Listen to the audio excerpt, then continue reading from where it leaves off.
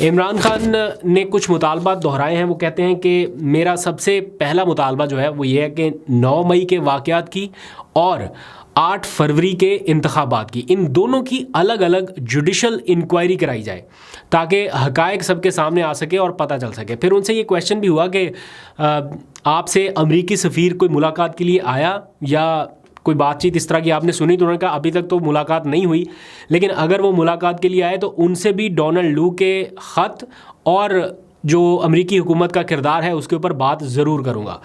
پھر انہوں نے کہا کہ سائفر کا جو معاملہ تھا ڈسکشن ہوئی تو انہوں نے کہا کہ اصل سائفر آج تک میرے پاس نہیں آیا. میرے پاس جو آیا وہ پیرافریز تھا اس سائفر کا، یعنی اس کے مندرجات تھے یا اس کا ٹیکسٹ آپ سمجھ لیجئے یا اس کا خلاصہ آپ سمجھ لیجئے، وہ آیا تھا میرے پاس. جو اصل سائفر تھا وہ ابھی بھی وزارت خارجہ میں موجود ہے. تو وہ کہتے ہیں کہ اگر جو میرے پاس اس کے مندرجات آئے تھے اگر وہ کسی نے گم کر دیے یا وہاں سے کھو گئے تو میں ذمہ دار اس کا نہیں ہوں. ایک پروٹوکول ہوتا ہے پرائم منسٹر آفس کا، تو اس کی ذمہ داری میرے پہ نہیں آ سکتی. تو پھر انہوں نے چیف جسٹس پاکستان سے مطالبہ کیا ہے کہ وہ 25 مئی کے جو ان کی پٹیشن ہے کم از کم اس کو انٹرٹین کر لیں تاکہ چیزیں جو ہے وہ آہستہ آہستہ آگے چل سکے. بہت سارے معاملات ان کے پینڈنگ پڑے ہیں عدالتوں میں جو کہ ٹیک اپ نہیں ہو رہے.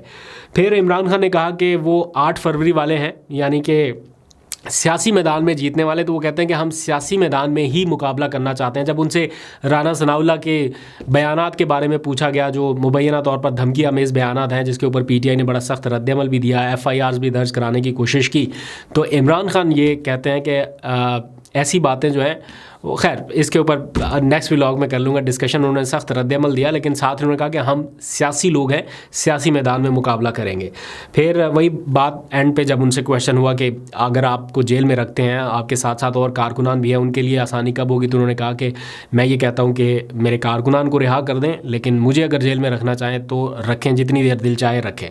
لیکن جو باہر لوگ ہیں پی ٹی آئی کی لیڈرشپ ہے وہ آمادہ نہیں ہے کہ عمران خان کو مزید جیل میں رکھا جا سکے، اور اس کے لیے عملی طور پر اب وہ اقدامات کرنے جا رہے ہیں. اور اس سلسلے میں یہ جو ریسنٹ ہیپننگز ہیں یہ بھی پی ٹی آئی کی اس کیمپین کو شاید بوسٹ اپ کرے، کیونکہ عمران خان جن ٹرائل کے نتیجے میں اس وقت جیل میں موجود ہیں ان ٹرائل کے اوپر بہت سیریس کویشچنز ہیں. تو دیکھتے ہیں کہاں تک جاتا ہے یہ معاملہ، آگے آپ کو اپڈیٹ کریں گے.